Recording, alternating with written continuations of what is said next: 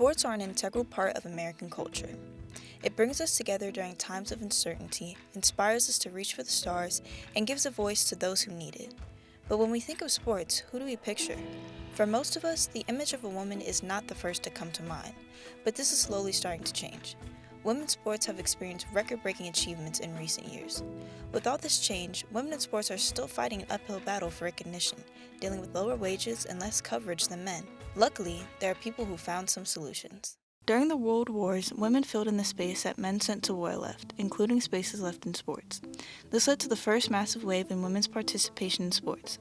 The second wave came during the Cold War when rivalrous competitions between the USSR and the United States increased attention and support for female athletes. The most historic advancement in women's sports came in 1972 with the passing of Title IX. What is Title IX? Title IX is a very short law, it's 37 words, that requires that gender equity occur in federally funded educational settings. So that's broader than just schools, but it does require federal funding.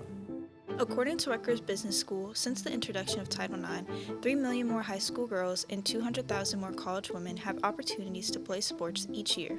Since then, participation and attention to women's sports has only continued to rise, but true equality is at a standstill.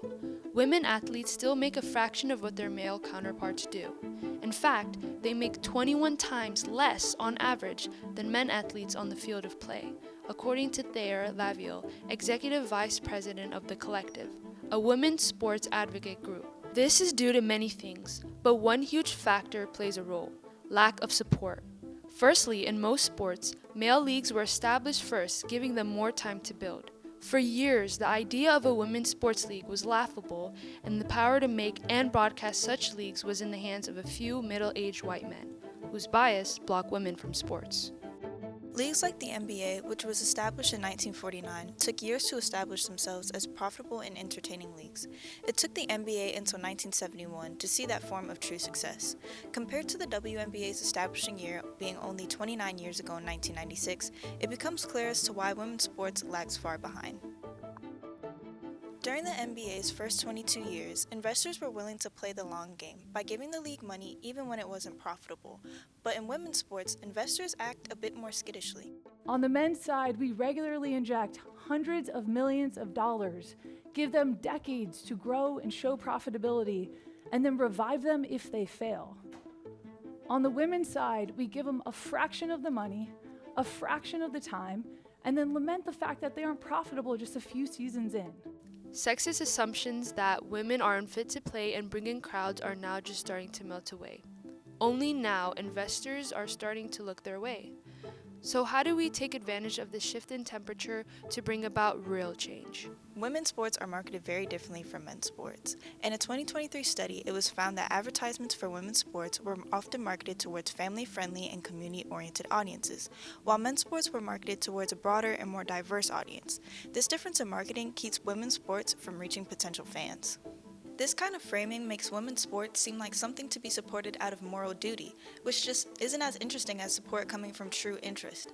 Women's sports is just as exciting and entertaining, filled with intense rivalries and euphoric accomplishments. If companies can change the way that they present women's sports, more people will tune in to watch. But it all can be left to the companies. There is an action that governments can take to create greater equality for women in and outside of sports, with better implementation of Title IX in schools. After Title IX was implemented, there is an increase in women in sports and college programs, but it's still not enough.